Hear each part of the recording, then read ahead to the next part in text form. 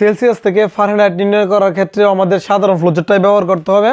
সাধারণ ফ্লোচার্ট বলতে আমি বুঝিয়েছি যে 5টি স্টেপে প্রথমে হচ্ছে আমাদের ডিম্বাকার চিহ্নটি, তারপরে ইনপুট, তারপরে প্রসেস, তারপরে আউটপুট এবং সর্বশেষটি হচ্ছে এই ডিম্বাকার চিত্র দ্বারা আমরা ইন করা বুঝিয়েছি। আচ্ছা, প্রথমেই যেহেতু আমাদের সেলসিয়াস থেকে ফারেনহাইটে রূপান্তর করতে হবে, মানে সেলসিয়াসকে আমি সি দ্বারা প্রকাশ করেছি এখানে, এবং এফকে ফারেনহাইটকে এফ দ্বারা প্রকাশ করেছি।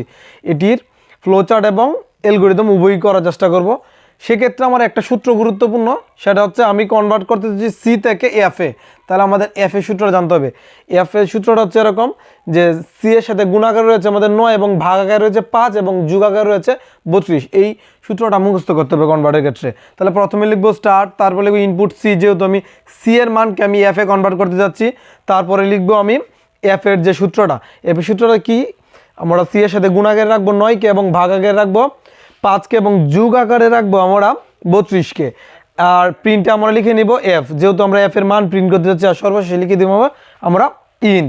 এখানে 5টা ধাপের সমন্বয়ে যেহেতু ফ্লোচার্টটা করেছি, এই 5টা ধাপে এখন বর্ণনা করে দেবো, তাহলে আমাদের অ্যালগরিদমটা হয়ে যাবে।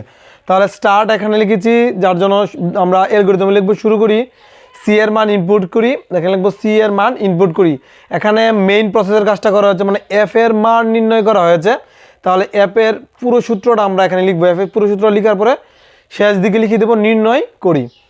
আর এই দিকে যেহেতু লিখেছিলাম আমি প্রিন্ট এফ, তাহলে লিখবো এফ এর মান প্রিন্ট করি অথবা ফলাফল প্রিন্ট করি। সর্বশেষে এখানে ছিল ইন্ড, আর এখানে আমরা লিখে নিব শেষ করি। আর সেম ফরম্যাট আমরা অ্যাপ্লাই করে আমরা এই ফারেনহাইট থেকে আমরা সেলসিয়াসে যেতে পারি। প্রশ্নে এরকম বলা থাকতে পারে যে ফারেনহাইট থেকে আমাদের সেলসিয়াসে রূপান্তর করো, এরকম বলা থাকতে পারে যে ফারেনহাইট থেকে সেলসিয়াসে রূপান্তর করো। সেক্ষেত্রে আমাদের হচ্ছে এই সি এর সূত্রটা জানতে হবে।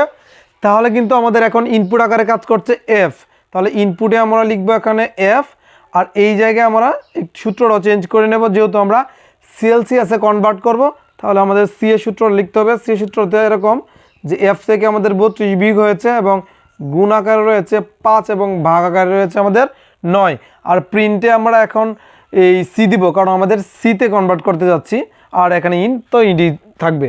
আর এটাকে জাস্ট এখন ব্যাখ্যা করে দেবো। এখানে স্টার্ট, এখানে লিখবো শুরু করি। এখানে ইনপুট হিসেবে আমি ব্যবহার করছি এফ, যার জন্য এখানে লিখবো এফ এর মান ইনপুট করি। আর এই পুরো সূত্রটা এখানে আমি জাস্ট লিখে দিব। তাহলে আমাদের 3 নংয়ের যে ধাপটা, 3 নং ধাপটা হয়ে যাবে। এখানে কি লিখেছি, আমরা সি এর মানটা বের করেছি, এফ থেকে আমাদের 32 বিয়োগ করেছি এবং গুণ আকারে লিখেছি 5 এবং ভাগ আকারে লিখেছি 9। আচ্ছা, যেহেতু প্রিন্টে আমরা সি লিখেছি, তাহলে এখানে লিখবো সি এর মান প্রিন্ট করে দেবো, ফলাফল প্রিন্ট করি, আর সর্বশেষে লিখে দেবো আমরা শেষ করি। তাহলে এই ছিল মূলত আমাদের এই ফারেনহাইট থেকে সেলসিয়াস এবং সেলসিয়াস থেকে ফারেনহাইটের দুটি সমস্যারই ফ্লোচার্ট এবং অ্যালগরিদম।